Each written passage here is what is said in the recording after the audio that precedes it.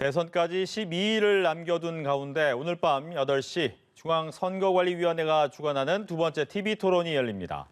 대선 후보 4명은 권력구조 개편, 또 외교, 안보, 정책 등 정치 분야를 주제로 이야기를 할 예정입니다. 핵심 쟁점은 무엇인지 이 시각 정치권 이슈 김민아 시사평론가와 함께 짚어보도록 하겠습니다. 안녕하십니까? 안녕하세요. 네. 여론조사가 또 나왔습니다. 여론조사 한번 살펴보고 이야기 나눠봅니다. 갤럽에서 나온 조사 결과인데요. 이재명 후보가 38%, 윤석열 후보가 37%로 나타나면서 또다시 오차범위 내 초접전 상황을 보이고 있습니다. 특히 이재명 후보는 일주일 전보다 4%포인트 상승했고 윤석열 후보는 4%포인트 하락한 모습이고요. 윤석열 후보의 지지율 상승 곡선이 꺾인 것은 6주 만의 일입니다. 반면 안철수 후보는 12%로 전주보다 1%포인트 정도 올랐습니다. 좀 변화가 있네요. 그렇죠.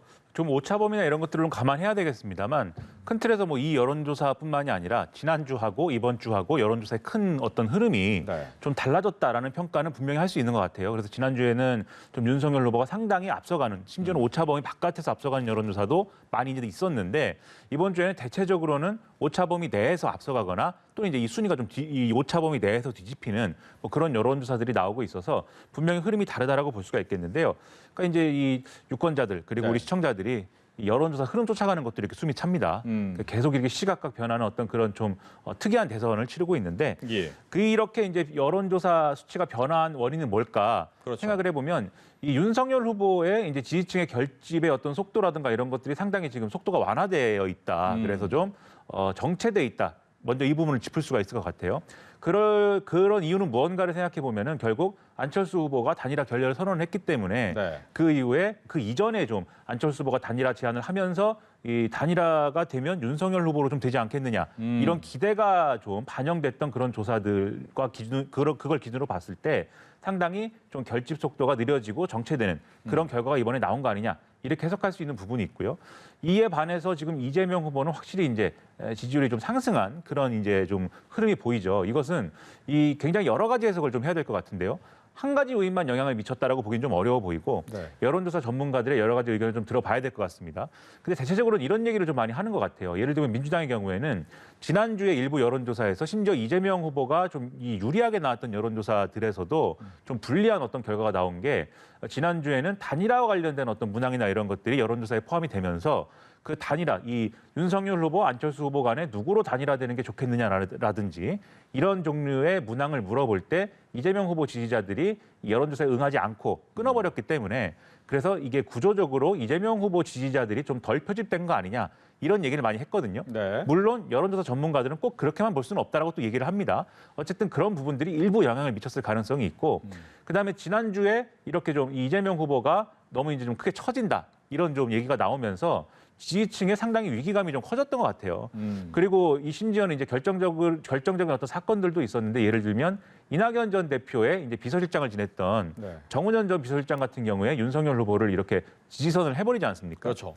근데 이게 그 전까지는 이재명 후보에 대해서 좀 여러모로 지지하기가 좀 명시적으로 내가 지지한다라고 얘기하기는 좀 어렵다 이렇게 생각했던 이낙연 전 대표 지지층 사이에서 심지어 윤석열 후보 지지가 이렇게 좀 윤석열 후보 쪽으로 넘어가는 것까지는 우리가 용인해서는 안 되는 거 아니냐. 이런 좀 여론이 좀 강해지면서 이 이낙연 전 대표 측의 움직임이 좀 상당히 적극적이 된 그런 측면들이 있거든요. 그런 것들이 좀 영향을 미치면서 지지층이 재결집하는 어떤 그런 기류가 된 것 같은데 그래서 다시 그러면 이 두 후보로서는 이재명 후보와 윤석열 후보로서는 다시 출발점에 섰다. 이렇게 볼 수 있는 그런 수치들이어서 또 그러면 앞으로 남은 기간 동안은 무엇을 어떻게 할 것이냐에 따라서 승패가 바뀔 수밖에 없는 그런 구도가 다시 된 겁니다.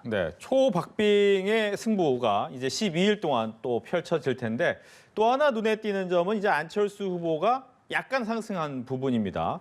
이 단일화를 결렬시켜 놓고 이 상승을 좀 한다는 것은 어떤 의미로 봐야 될까요? 이게 이제 아무래도 오차 범위 내에서 일어난 일이기 때문에 정확하게 이게 어떤 영향이다라고 분석하기는 조금 이제 좀 미비한 측면들이 있는데요. 그럼에도 불구하고 이런 건 분명히 이제 좀 해석의 대상이 될 수가 있겠습니다.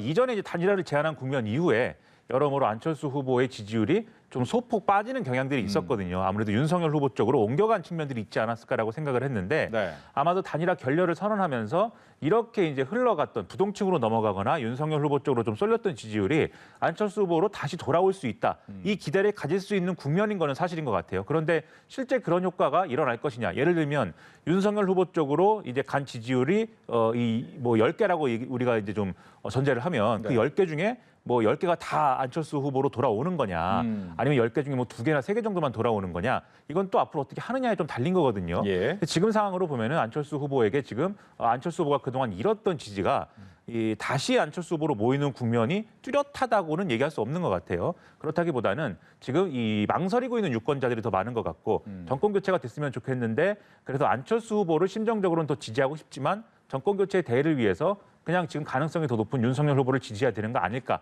또는 윤석열 후보 아무리 뭐 지금 지지율이 높게 나온다 해도 내가 좀 지지할 수 있는 그런 후보는 아닌 것 같은데 그냥 안철수 후보를 좀 이 소신 투표를 안철수 후보에게 하는 게 낫지 않을까? 이런 고민을 하는 유권자층이 지금 일부 여론조사에 응답도 하지만 부동층으로 남아있는 이 포션이 분명히 있는 거거든요. 네. 그래서 그걸 충분히 흡수할 수 있을 것이냐? 그게 안철수 후보가 앞으로 어떻게 하느냐에 달려 있는 겁니다. 예. 이런 상황에서 오늘 밤 8시에 TV 토론이 열립니다.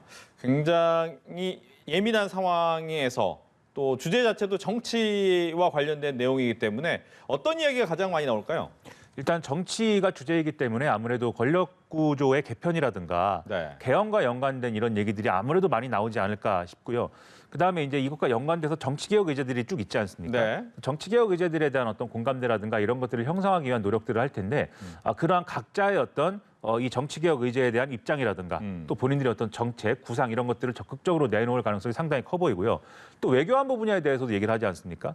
아무래도 지금 우크라이나 사태와 연관돼서 이제 이 대북 정책이라든가 주변국들과의 외교를 어떻게 풀어가는 게 좋겠느냐 이런 것들도 상당히 이제 많이 좀 논의가 될 것 같은데 아무래도 제일 뭐 또 이번에도 관심사가 될 만한 것은 결국 또 이 검증 의혹들, 네. 네거티브가 되는 어떤 그런 얘기들 그런 게 또 나오느냐라는 게 이제 관심사일 것 같은데 정치 분야이지 않습니까? 사실 세상 만사 뭐 정치가 아닌 게 없죠. 지금 대장동 개발 의혹이라든지 뭐 그래서 부정부패라든지 뭐 정치 보복이라든지 또는 이념 공세라든지 윤석열 후보 최근에 유세장에서 굉장히 이념적인 어떤 발언들을 굉장히 많이 하고 있는데 네. 이런 것들을 다 종합해 보면 다 그게 어떤 정치와 관련된 영역에 있는 어떤 사건들이기도 한 거거든요. 그래서 정치에 대한 얘기를 하기로 했지만 결국은 이제 정치에 연관된 어떤 방식으로 이러한 또 어떤 서로 간의 네거티브 공방은 또 일어날 것이다라고 또 볼 수가 있어서 아마 이런 주제들을 중심으로 해서 공방이 오갈 것 같습니다. 예. 좀 하나하나 따져보면 먼저 이제 정치 개혁 분야가 될 것 같습니다. 최근에 뭐 가장 많이 나오는 이야기도 이 부분일 텐데 이재명 후보 같은 경우에는 정권 교체보다는 정치 교체를 하는 것이 훨씬 더 필요한 일 아니냐라고 하면서 안철수 후보, 심상정 후보에게 손을 내밀었단 말이죠. 하지만 그 두 후보는 약간의 심들어간 상태예요. 이 부분이 또 한 번 얘기가 나올까요? 아무래도 이재명 후보로서는 네. 이 토론을 하고 있는 과정에 재차 이제 그러한 좀 정치개혁 의제들에 대한 공감대를 이끌어내기 위해서 좀 계속해서 노력을 하는 모습을 보일 거고요. 그런데 이제 안철수 후보나 심상정 후보, 특히 심상정 후보 입장에서는 민주당과 이재명 후보가 이런 제안을 하는 것에 대해서 진정성을 의심할 수밖에 없는 지금 상황입니다. 그리고 지금 이재명 후보와 이제 민주당 송영길 대표가 이 내놓은 여러 가지 정치개혁의 과제들 네. 이런 것들을 쭉 보면 사실 그중에 상당 부분은 심상정 후보와 정의당이 계속해서 주장해온 바이기도 하고 그것을 앞장서서 실현해 보려고 이 적은 의석수에도 불구하고 여러 가지 노력을 했던 부분들이거든요. 그런데 그걸 새삼스럽게 또 민주당이 제안을 하면 심상정 후보 입장에서는 뭔가 이제 답을 하고 싶어도 네. 무엇에 이제 동의해야 되는 것인가 그런 것들이 좀 애매할 수밖에 없어요. 그런 점이 있기 때문에 아마 토론 자리에서 이재명 후보가 뭔가 새로운 구상이라든가 새로운 제안을 꺼내지 않는 한 좀 네. 냉랭한 분위기가 연출이 될 가능성이 크고요. 제가 말씀드린 새로운 구상이라고 한다면 뭐 예를 들면 좀 지금 정치개혁 의제에 대해서 공감대를 이루자라고 제안을 했지만 여기서 그 공감대를 가지고 발전을 앞으로 시켜 나가서 이재명 후보가 예를 들면 집권할 경우에는 지금 후보들의 어떤 그 완주 여부와 상관없이 뭐 완주를 하더라도 좀 이재명 정권에서는 이러한 다양한 정치 세력들에게 다 어떤 좀 자리를 주고 통치의 권한을 주고 이렇게 좀 협치를 하는 모습들을 만들기 위해서 실질적인 노력을 하겠다라는 점을 계속해서 약속을 하는 그러면 그런 상황이 될 수도 있을 것 같아요. 그렇다고 한다면 이러한 협치의 틀을 이재명 후보가 집권해서 시도를 할 때 동의해 주시겠느냐라고 물어보면 또 그건 협치를 하지 않겠다라고 대답하기는 좀 어렵거든요. 그런 점에서 공감대를 만들어 나가는 시도가 있지 않을까 싶고요.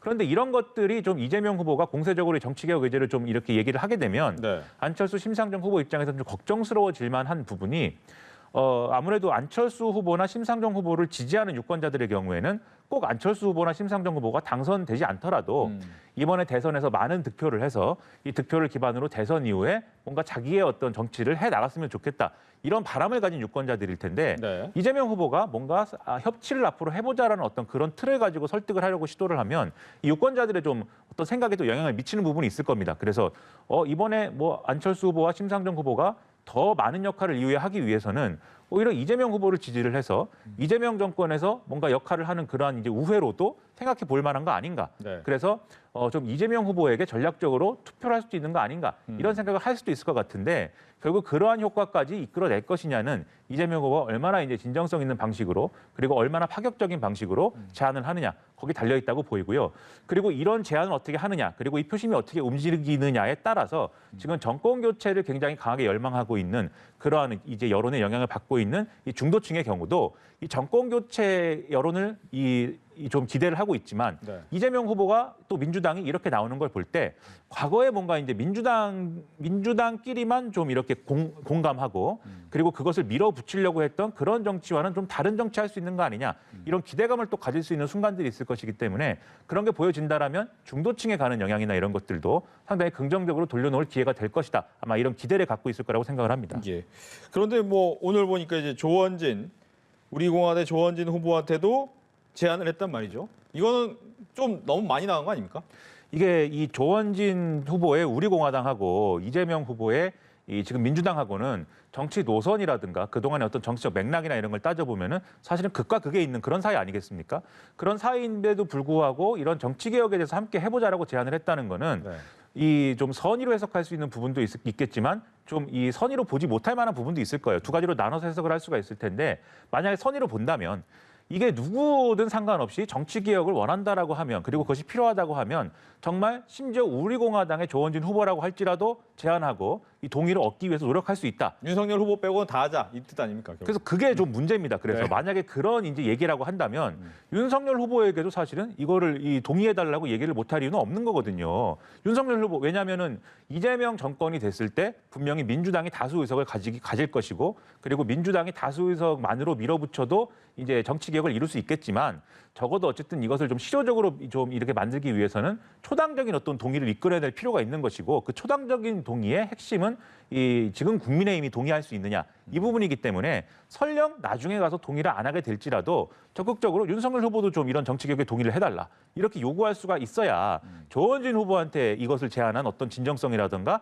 이런 것들도 인정을 받을 수가 있는 거겠죠. 근데 네. 오히려 이재명 후보는 최근에 이제 라디오 인터뷰나 이런 데서 윤석열 후보는 최근에 이제 하고 있는 어떤 그 행태라든가 발언이라든가 이런 걸 보면은 거기서 이제 마초적이다 이렇게 표현을 했는데 꼭 어떤 그 마초라는 단어의 성향이 문제라기보다는 어쨌든 상당히 좀 정치 개혁과는 좀 거리가 먼 그러한 이제 발언이라든가 그런 것들을 하고 있기 때문에 제안의 대상은 아닌 것 같다라고 얘기를 했습니다만 제가 볼 땐 그런 접근은 오히려 진정성을 의심하게 만들 것 같고요. 오히려 만약에 그런 접근이라고 한다면 지금 말씀하신 대로 반윤연대 아니냐 결국 이게 정치 개혁을 고리로 하지만 윤석열 후보를 정치적으로 고립시키는 그림을 만드는 거 아니냐라고 하게 되면은 사실 조원진 후보한테 제안한 게 좀 희화화될 수 있죠. 왜냐하면 그러면 그 맥락은 어떻게 되는 거냐면 윤석열 후보가 검사 시절에 박근혜 전 대통령을 수사를 하고 국정농단 사건을 수사를 했기 때문에 지금 조원진 후보와 우리공화당 박근혜 전 대통령의 이 어떤 석방을 굉장히 요구를 강하게 했던 이 세력이 볼 때에는 윤석열 후보하고는 그 사실은 좀 거리가 상당히 있는 네. 지지할 수가 없는 그런 관계란 말이죠. 그런데 이재명 후보가 이 정치개혁을 고리로 해서 오히려 이 이념으로 따지면 같은 보수해야 할 어떤 그런 집단인데 그러한 구원 때문에 지금 서로 대립하고 있는 국면을 오히려 이용하려고 하는 거 아니냐. 이런 평가를 받을 수도 있는 거예요. 그러면 그거는 정치개혁의 진정성이라기보다는 나름의 공학적인 판단으로 받아들이지 않겠습니까? 그래서 이 결을 잘 설명하는 게 중요하고 그래서 윤석열 후보에 대한 어떤 반윤연대다라는 네. 평가는 벗어나려고 하는 노력이 좀 필요하지 않은가 이렇게 생각이 됩니다. 예. 이제 윤석열 후보 입장에서도 이제 통합의 정치 얘기를 하면서 아마 또 단일화 결렬 이후에 처음으로 공식 석상에서 안철수 후보랑 또 같이 만나는 자리가 된단 말이죠. 어떻게 좀 행동을 해야 될까요? 일단 이제 지금 이제 여러 가지로 이제 얘기가 나오는 것을 보면 네. 주말에 특히 뭐 일요일 날 이제 윤석열 후보하고 안철수 후보하고 뭐 전격적으로 만나서 그 예를 들면은 뭐 윤석열 후보의 열차 있지 않습니까? 열정 열차라고 하는 그 열차를 뭐 같이 탄다든지, 왜냐하면 열정 열차 일정이 있다는 거예요, 주말에. 네. 그래서 그런 것들을 이제 이용을 하면서 좀 교감하는 모습을 보여주면서 단일화의 불씨를 다시 살리고 결과적으로 담판을 통해서 단일화를 이룰 수 있지 않을까라는 기대가 분명히 있는 상황인 것 같습니다. 그리고 이런 기대라는 건 주로 이제 지금은 국민의당 쪽이라기보다는 국민의힘 쪽에서 많이 좀 그렇죠. 좀 이 기대에 섞인 그러한 전망들이 많이 나오고 있는데요. 그러한 거 의식하고 있다면 윤석열 후보가 토론 자리에서도 안철수 후보하고 교감할 수 있는 어떤 주제라든가 그런 것들을 중심으로 얘기를 하고 싶어 할 거예요. 그러면 자연스럽게 앞서 말씀드린 정치개혁 의제라든가 이런 것에 대해서도 윤석열 후보가 나름대로 입장 표명을 해야 될 거고요. 또 권력구조 개편이나 이런 거에 대해서도 적극적으로 얘기를 해야 되겠는데, 지금까지는 사실 윤석열 후보의 그러면 이런 분야에 대한 의견이 뭐냐, 네. 이거는 또 부각된 바가 없는 거거든요. 그래서 오늘 그러한 새로운 제안이 나오고 안철수 후보가 그것에 화답을 하게 될 것인지가 이제 중요한 어떤 대목이 될 것 같고요. 문제는 이제 윤석열 후보가 그런 걸 제안하고 그다음에 이 안철수 후보하고 지난 토론과는 달리 좀 화기애애한 모습을 만들고 싶은 마음이 있다 하더라도 그건 이제 혼자서만은 되는 게 아니지 않습니까? 또 이제 손뼉이라는 건 마주 닿아야, 네. 두 손이 마주 닿아야 이제 소리가 나는 것이기 때문에 안철수 후보가 거기에 응할 수 있는 어떤 기회가 될 것이냐, 이건 또 다른 문제거든요. 그래서 의도만으로 되지는 않겠지만 어쨌든 오늘 지켜볼 중요한 포인트임에는 또 분명하다라고 생각이 됩니다. 예.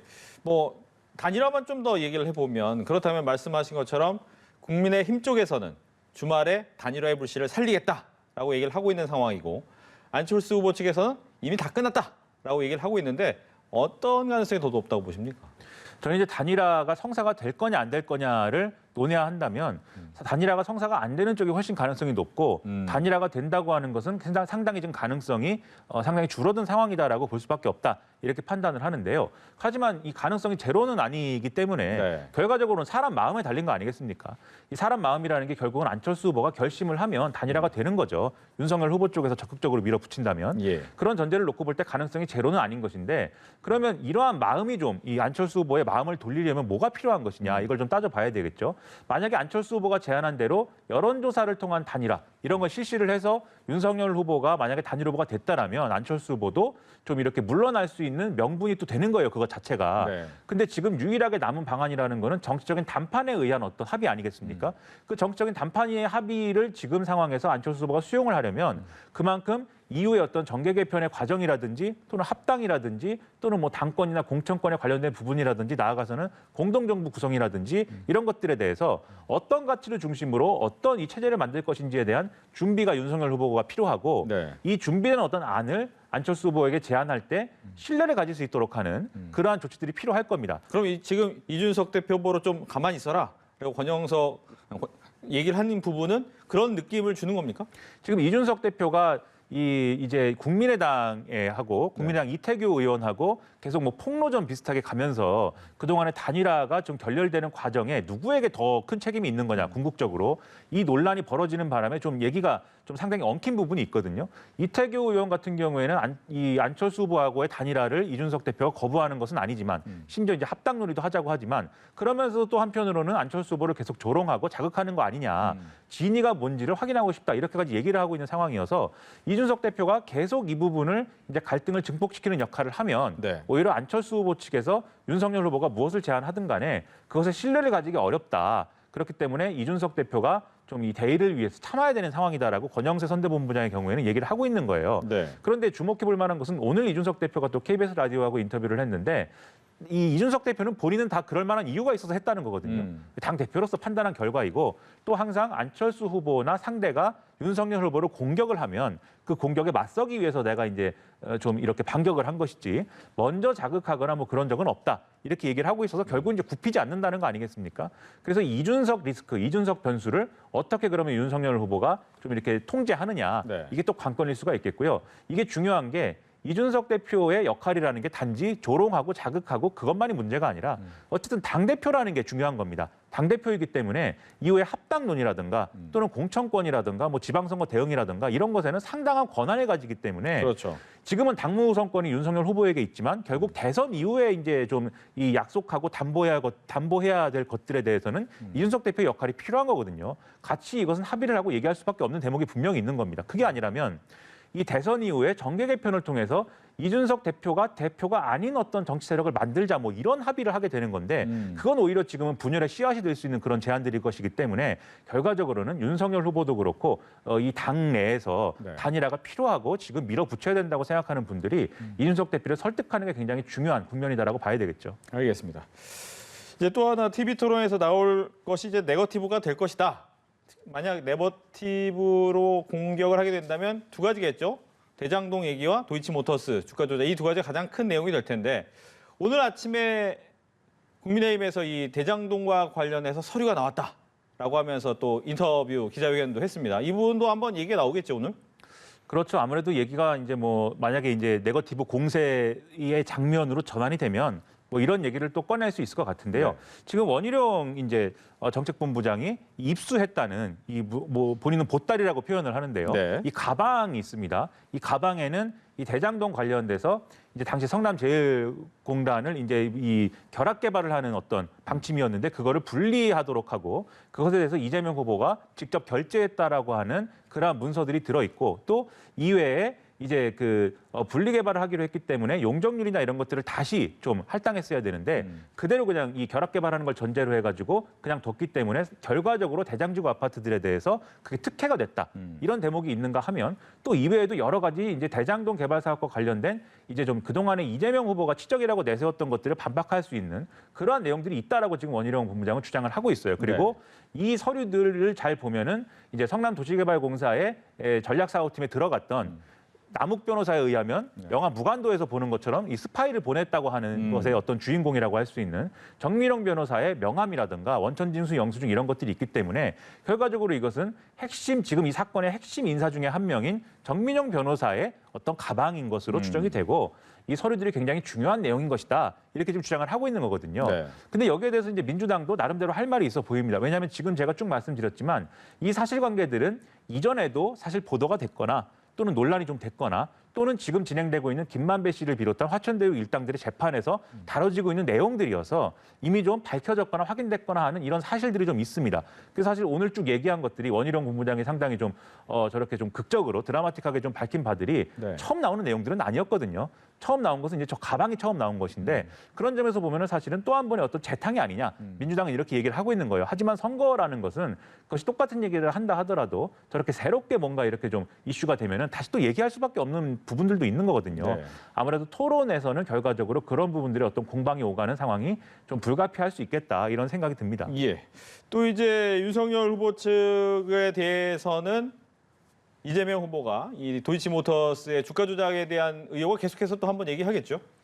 그렇습니다. 윤석열 후보가 그동안 이제 도이치모터스 주가 조작 의혹과 관련돼서 해명해 온 것은 김건희 씨가 이른바 이제 선수라고 하는 사람에게 그러한 주가 조작을 하는지 모르고 계좌를 맡겼고 이 수익을 내준다고 해서 계좌를 맡겼고 하지만 수익을 내지 못하고 4천만 원 정도 손해를 보고 그냥 손을 뗀 것이다. 이렇게 해명을 해왔는데 그동안의 많은 언론 보도들, 최근의 언론 보도들을 종합을 해보면 그렇게만 볼 수는 없다. 네. 이런 여러 가지 정황들이 쭉 나오고 있는 것이죠. 그중에 이제 제일 유력하게 지금 논란이 되고 있는 거는 이 권오수 회장과 그 주가 조작 일당들에 대한 이제 공소장에 보면 범죄 일람표가 첨부가 돼 있는데 그 범죄 일람표를 보니까 김건희 씨가 이들에 의해서 주가 조작에 활용할 수 있도록 제공한 계좌가 지금까지 이제 윤석열 후보가 공개한 계좌 이외에도 5개가 더 있다. 총 합하면 6개의 계좌가 있었던 것이고 이런 계좌들에서 상당히 많은 숫자의 280여 회 정도의 이제 김건희 씨와 관련된 거래들이 이제 주가 조작의 어떤 쓰여진 것으로 의심되는 그러한 거래다. 이 점에서 윤석열 후보의 애초 해명은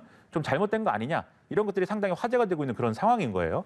근데 여기에 대해서 이제 윤석열 후보와 국민의힘 측은 이 공소장이 잘못됐다라고 이제 반박을 하고 있습니다. 일례로 여기에 이 소위 말하는 이 주가 조작 선수가 2명이 있거든요. 근데 이 2명 모두에게 김건희 씨가 계좌를 빌려준 것은 이례적이다라고 하는 평가를 만들게 하는 그러한 이제 범죄 일람표의 내용도 있는데 근데 그러한 계좌 중에 하나는 김건희 씨가 직접 운영한 계좌이고 빌려준 적이 없는 것이다. 그런데 공소장에는 빌려준 것으로 돼 있기 때문에 공소장이 오류다. 그리고 그 빌려준 적이 없고 김건희 씨가 직접 운용했다라는 근거는 뭐냐면 이 거래 내용에 보면은 거래 방식이 영업점 단말기로 돼 있는데 이것은 전화를 통해서 전화 매매를 한 것이고 전화 매매를 했다고 하는 것은 김건희 씨가 직접 했다는 것이니까 이 공소장에 있는 범죄 일람표가 사실과 다른 부분이 있는 거다. 그래서 검찰은 공소장 변경을 해야 된다.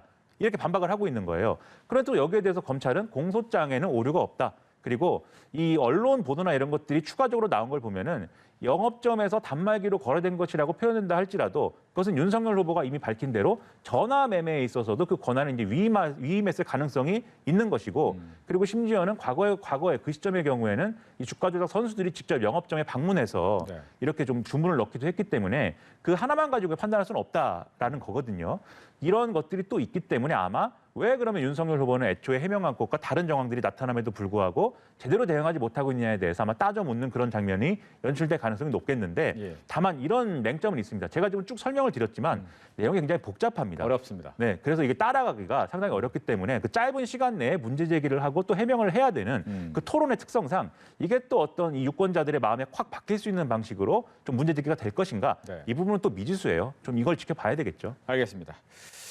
즉 네거티브는 있겠지만 시청자들이 보기에 어떤 것이 더 와닿는지는 다르다. 이렇게 봐야 되는 거죠. 그렇습니다. 지금 이 네거티브 이슈들이 사실 이 유권자들이 볼 때는 좀 이미 들어본 얘기 같은 기분이 있어요. 이게 새로운 사실들이 밝혀지고 있고 뭔가 의혹들이 업데이트되고 있는 부분은 분명히 있습니다만 큰 어떤 카테고리, 분류로 보면 도이치모터스 주가 조작 사건, 그리고 대장동 개발 의혹인 거거든요. 지금 말씀드린 것들은. 그렇기 때문에 이건 이미 유권자들의 어떤 이 정서라든가 이런 것들이 이미 반영이 돼 있다고 봐야 되고요. 그리고 이제 윤석열 후보를 지지하기로 했는데 도이치모터스 관련 이 주가 조작 관련 이 어떤 증거들이 업데이트되고 있는 거에 대해서 윤석열 후보 지지자들은 판단을 좀 유예하고 있다고 봐야 될 것이에요. 왜냐하면 이게 정말 그래서 죄가 있느냐 없느냐라는 거는 지금 결론이 나지 않았기 때문에 그리고 대장동 개발 의혹에 대해서 이재명 후보 지지자들도 마찬가지로 판단을 유예하고 있는 부분이 있는 겁니다. 네. 그러면 결과적으로 이재명 후보가 뭘 잘못한 거냐에 대해서는 이게 대선 이 투표를 할 때까지 정확하게 규명이 안 되는 거잖아요. 그러다 보니까 공방은 오갈 것이고 그게 중도층 일부에 영향을 미치겠지만 전체적인 어떤 유권자들의 표심에 굉장히 큰 영향을 미치는 상황을 또 아닐 것으로 보입니다. 네. 그래서 이번 TV 토론에서 중요하게 여겨질 것이 안보 문제가 아닐까 생각이 돼요. 왜냐하면 우크라이나의 직접적인 전쟁의 위험을 TV로 봤기 때문에 그런데 두 후보가 안보에 관련돼서는 약간의 생각이 좀 다릅니다. 이 부분이 좀 많이 포인트가 되지 않을까요? 그렇습니다. 우크라이나 사태에 대해서 이제 두 후보, 이재명 후보하고 윤석열 후보가 하는 얘기가 좀 다른 결이 분명히 달라 보이는데요. 이재명 후보는 예를 들면 이제 뭐 평화라든가 위기 극복의 어떤 리더십이나 이런 것들이 필요하다라고 강조를 하면서 이제 여러 가지 얘기를 했는데 그 중에 이제 좀 부적절하지 않느냐라고 하는 얘기가 있습니다. 유세장에서 한 얘기인데 우리와 하등 관계가 없는 우크라이나에서 이러한 사태가 발생해도 우리 경제에는 심각한 영향을 미친다 이렇게 얘기를 했는데 우크라이나 사태를 보고 이제 경제 영향만 생각하면 되는 것이냐 외교 안보의 정책에 관해서도 나름대로의 이재명 후보가 이 사태를 교훈으로 삼아서 좀 보여줄 수 있는 어떤 인사이트나 이런 것들이 있어야 사실은 이거 평가의 대상이 될 것인데 단지 이제 국제적인 어떤 이 금융시장의 불안 이런 것만 얘기해가지고 네. 설득이 되는 거냐 이 부분이 숙제로 남을 것 같고요. 윤석열 후보는 역시 이제 힘이 있어야 이 힘에 의한 어떤 뒷받침이 돼야 평화가 가능하다 이렇게 얘기를 하고 있는 그런 상황이고 특히 이제 여기서 좀 짚어볼 만한 대목이 우크라이나가 처음에 이제 그 소련이 붕괴한 이후에 네. 그 어떤 지정학적인 위치나 이런 것 때문에 핵을 이제 보유할 수밖에 없는 그런 상황이었는데 이 핵을 포기를 했단 말이죠. 그런 상황이 있었고 핵을 포기하는 대가로 만약에 이제 이런 유사시가 일어나면은 서방 국가들이 이제 이 안보라는 측면에서 도움을 받기로 이제 해놓은 네. 그러한 어떤 합의가 있었는데 그렇죠. 그게 지금 보니까 휴지 조각 아니냐. 네. 그래서 이런 것들을 미뤄봐도 이런 종전선언이라든가 이런 이 좀 뜬구름 잡기식의 이러한 이제 평화 공세라는 거는 효력이 없는 거고 결국은 동맹 관계와 그다음에 이제 군사력인 거다 이 주장을 하는 건데요. 결국 대북 정책과도 연결이 되는 거잖아요. 그렇죠. 네. 방금 말씀드린 것처럼 종전선언이라든가 이런 방식의 어떤 대북 정책의 유화적인 이제 접근만으로는 해결되지 않는다라는 걸 강조하고 싶을 텐데 네. 그런데 이제 여기서도 사실은 좀 짚어봐야 될 문제가 있습니다. 예를 들면 우크라이나가 그 당시에 핵을 포기하지 않았다면 핵을 갖고 있기로 했다면 그거에 반대급부였던 핵을 포기한 것에 반대급부였던 경제 지원이나 이런 거 받을 수 없었을 것이고 그리고 핵무기를 갖고 있는 국가가 됐을 것이기 때문에 바로 옆에 붙어 있는 지금 러시아가 소련 붕괴 이후에 힘을 회복한 이후에는 비슷한 그러한 이제 군사적인 충돌이나 이런 것들 불가피했을 것으로 보이거든요. 그걸 방지하기 위해서라도 당시에 핵을 포기했다는 맥락이 있는 것이기 때문에 이게 좀 그러면 사실관계가 맞는 거냐에 대한 의문이 있을 수가 있고 네. 그리고 러시아의 문제도 있습니다. 우크라이나가 핵을 너무 쉽게 포기해가지고 안보상의 문제를 지금 얻게 됐다라고 하는 해석이라고 한다면 이 북한의 입장에서는 절대로 핵을 포기하면 안 되는 거 아니겠습니까? 그러겠네요. 그래서 이런 반론들이 있을 수가 있기 때문에 조심해서 얘기를 해야 될 게 우크라이나 사태를 국내 정치의 맥락에서 또 국내 정치 맥락에서 나올 수 있는 외교안보 정책의 맥락에서 비유를 들어서 이렇게 좀 설명을 할 때 좀 아전인수하는 그러한 것들이 좀 불가피한 측면들이 있습니다. 근데 그게 너무 나가면 이렇게 사실 하나만한 얘기가 될 수가 있는 것이기 때문에 서로 입씨름만 하고 우리가 이 사회적으로 교훈을 못 얻는 그런 상황이 될 수가 있기 때문에 좀 상당히 좀 정제된 방식으로 이걸 얘기를 하는 게 중요하다고 생각이 됩니다. 알겠습니다. 끝으로 한 가지만 더 질문을 드릴까요? 내 후보 얘기를 다 한번 해야 되니까. 심상정 후보 같은 경우에는 그동안 본인의 존재감을 드러내고 싶어하는 부분에 대해서 굉장히 많이 얘기를 하고 있었는데 그러다 보니까 오히려 이재명 후보와의 각 세우는 부분이 좀 많았습니다. 이번에도 그런 모습이 좀 나올까요? 아무래도 이제 심상정 후보로서는 그런 전략이 불가피한 측면들이 있습니다. 왜냐하면 원래 심상정 후보가 이제 가져가야 될 포지션이라는 거는 제3지대에서 두 가지 논리를 가지고 좀 유권자들을 설득을 했어야 되는 거예요. 그래서 지금 집권당이 개혁을 내세웠지만 제대로 개혁하지 못한 거에 대해서 확실하게 분명하게 개혁적인 지향을 갖고 있는 정당을 지지해달라. 이런 논리 하나와 그다음에 이 거대 양당이 그동안 이제 무능했고 부패했기 때문에 우리 사회가 나아지지 못한 점이 있으니 유능하고 깨끗한 정의당을 지지해달라. 이 두 가지 논리를 공략을 했어야 되는 건데 네. 이게 안철수 후보가 이제 유능하고 깨끗하다라는 레토릭에 대해서는 안철수 후보와의 경쟁 관계가 형성이 돼버리고 그다음에 개혁에 대한 입장에 대해서는 과거 이제 조국 전 장관 문제라든지 이후에 이제 그 선거법 개정 국면에서의 그런 혼란상 때문에 지금 민주당하고 구별이 안 되는 그런 상황에 처했던 거거든요. 그래서 지금 심상정 후보의 영역이 이제 굉장히 줄어들어 버린 것인데 다행인지 불행인지 안철수 후보가 윤석열 후보와의 단일화 구도 속에 들어가 버리면서 다시 심상정 후보가